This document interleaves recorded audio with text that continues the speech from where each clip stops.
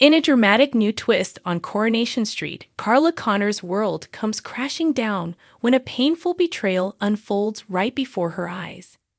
What should have been a night of Halloween fun turns into heartbreak and fury as jealousy, confusion, and raw emotion take center stage. Carla, played by Allison King, has always been a woman of strength and control, the type who faces every storm head-on.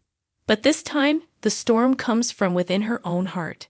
After weeks of tension between her and Lisa Swain, Vicky Myers, Carla's insecurities explode when she discovers a video clip showing Lisa and her ex-wife Becky Swain, Amy Cudden, spending time together in a moment that looks far too intimate for comfort. At first, Carla tries to dismiss it, convincing herself it must be harmless. Lisa insists it's nothing, just a brief, friendly chat that got caught on video.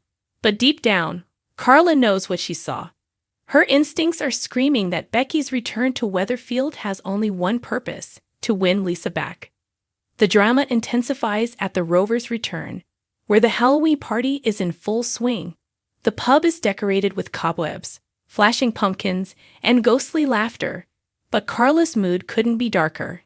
Determined to keep the night peaceful, she bans Becky from attending, declaring that the Rovers isn't big enough for all this emotional baggage.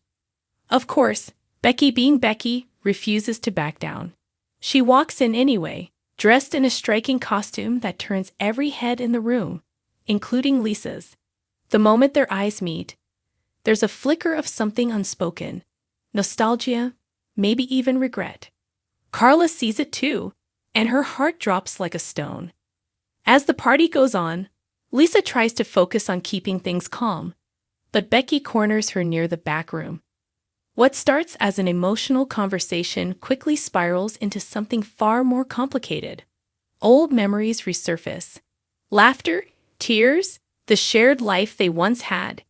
And before either woman can stop it, Becky leans in for a brief, tender kiss.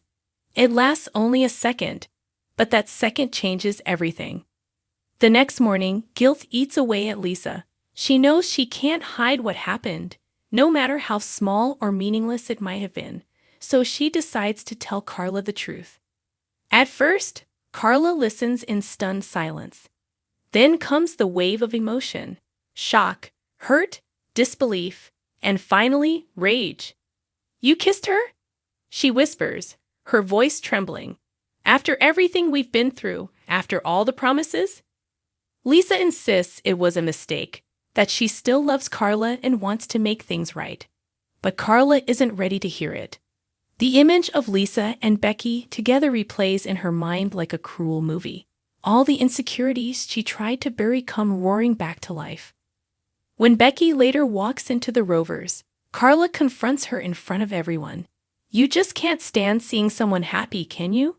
she shouts, her voice breaking. "You've already destroyed your own life. Why try to ruin mine?" The argument quickly turns explosive. Customers stare, whispers spread, and emotions run wild.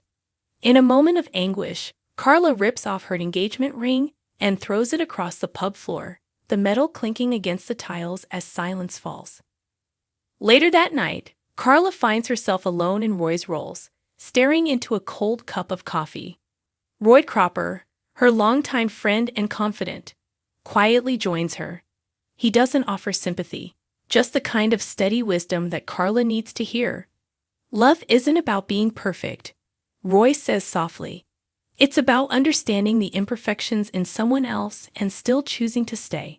Carla looks down, her fingers tracing the edge of the table. "But what if the person you love doesn't choose you back?" she asks.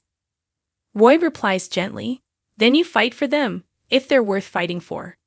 Those words hit Carla like a spark in the dark. She realizes that, despite her anger, her love for Lisa hasn't vanished.